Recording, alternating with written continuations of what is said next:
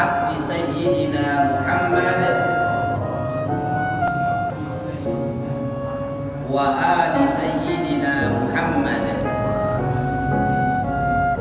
Ulang sekali lagi. Allahumma bihaqqi sayyidina Muhammad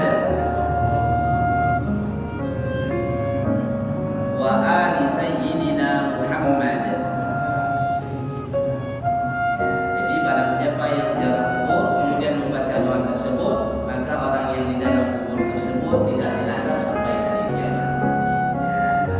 Dengan catatan orang yang di kubur tersebut semasa hidup dia ada sholat, meskipun amalan lainnya kurang-kurang, tapi kalau dia ada sholat maka doa ini sampai.